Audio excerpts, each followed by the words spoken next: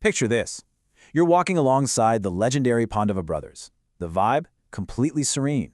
You're traveling along a breathtaking, sacred river, the holy Alakananda, surrounded by divine sages and the really harmonious chanting of ancient hymns. The air is peaceful, the landscape is beautiful, and everything just feels perfectly in balance. But, as we see in ancient texts like the Mahabharata, tranquility is often just a curtain waiting to be pulled back to reveal something absolutely staggering. Okay, let's dive into this explainer and uncover the bizarre, massive cosmic mysteries hiding right in plain sight. So as we're walking with the heroes, they spot something way off in the distance. It looks like a massive white mountain, stretching out on all sides, gleaming like a pristine, snow-capped cliff. But the sage guiding them, Lomasa, completely shatters that peaceful illusion. He tells them that's no mountain. What they're looking at, of such vast proportions, is actually a collection of bones. Specifically, the skeleton of a gargantuan demon named Naraka. Just imagine the sheer awe and horror of realizing you aren't looking at geology, but anatomy. Part 1. The ambition of Naraka and his quest to usurp the heavens. So, who exactly was Naraka? And how in the world did he end up as a literal mountain of bones? Well, he was a mighty Daitya, a demon, and he didn't just wander around aimlessly. He had a massive, singular goal. He wanted to completely usurp the position of Indra, the lord of the celestials. He wanted to rule the heavens. But to overthrow the gods, Naraka needed immense power. 10,000 years. That is the staggering length of time he spent performing incredibly severe, austere penances. Through the sheer force of this decade of millennia-long asceticism, combined with his natural physical might, he grew utterly invincible. He constantly harassed Indra, and frankly, Indra was terrified. He was completely overwhelmed with fear, knowing Naraka had earned this incredible power. So Indra desperately prayed to the supreme god Vishnu for a bailer. And this just brilliantly illustrates the almost comical difference in the power scales we're dealing with in this text. On one hand, you've got Naraka's grueling 10,000 years of asceticism building up invincibility drop by agonizing drop. And on the other, Vishnu's response. Vishnu simply tells Indra, wait for a moment. Then, Vishnu effortlessly deprives the demon of his senses by striking him with just his hand.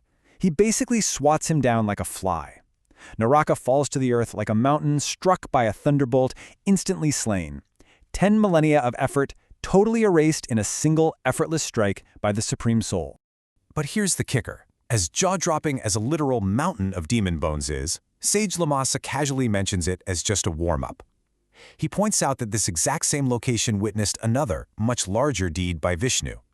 The time the entire earth was lost, sank into the nether regions, and had to be manually lifted out. Yudhishthira, the leader of the Pandavas, stops him right there and asks the obvious question. How did the earth sink 100 yojanas?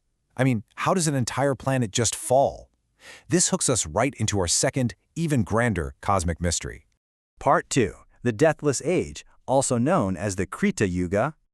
To wrap our heads around how a planet falls, Lomasa takes us back in time to this ancient era in the cosmic cycle. During the Krita Yuga, the delicate balance of life and death was suddenly, entirely broken. Step 1. The primeval deity steps in and assumes the duties of Yama, the god of death. Because of this, death simply stops. Not a single creature dies. Step 2. Births, however, continue exactly as normal. Which brings us to Step 3. A massive, uncontrollable population explosion.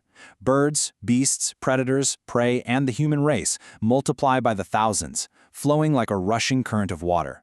And finally, Step 4. The Earth itself literally cannot handle the physical weight of this booming, deathless population. The text actually personifies the Earth here, and it's both beautiful and incredibly tragic.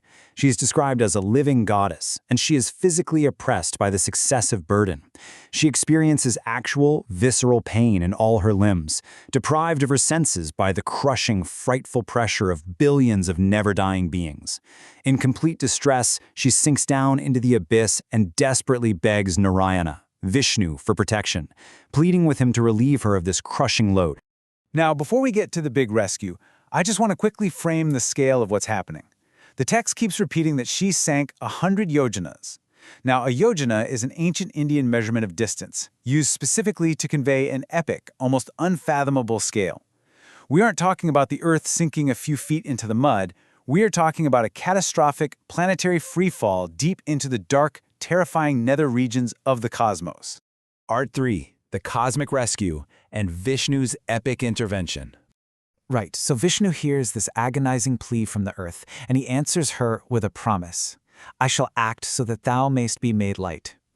What follows is a monumental, blockbuster-style divine intervention that completely shakes the universe. The imagery used to describe his transformation is visceral and honestly terrifying. He doesn't just reach down a glowing hand to pull the earth up, he physically transforms into a colossal boar, and he is frightening to look at. He's got glowing red eyes, he is literally emitting fumes from his blazing fiery luster, and he begins to swell in massive magnitude, growing large enough to dwarf the very planet he's about to save.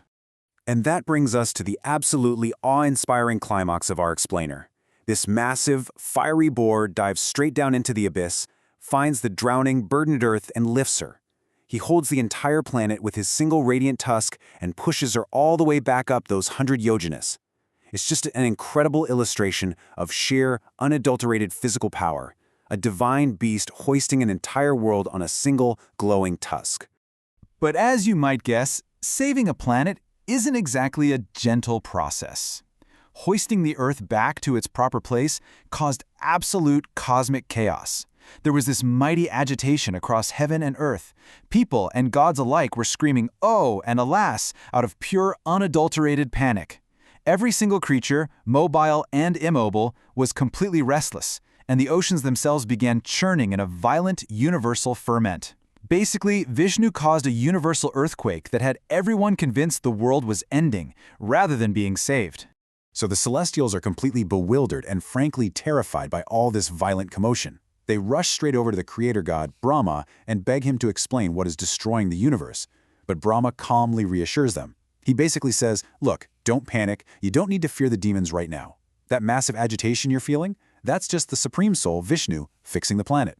He's down there resting in the shape of a blazing boar after lifting the earth out of the abyss. Hearing this, the gods breathe a massive sigh of relief and immediately set off to go praise him. So, what is the crucial takeaway here? When we strip away the giant glowing boars and the colossal mountains of demon bones, what is this ancient text actually exploring? Well, it's a story about the fragile balance of a planet, a story about what happens when population explodes, when resources are strained to the breaking point, and when the Earth literally cries out under the physical weight of too much consumption and an unbalanced ecosystem. It forces us to ask, how do these ancient allegories of existential threats and physical burdens mirror the weight of our modern world today? It's a profound reminder from antiquity that everything, even the Earth itself, has a carrying capacity. Thank you for joining me for this explainer, and as always, keep questioning the mysteries around you.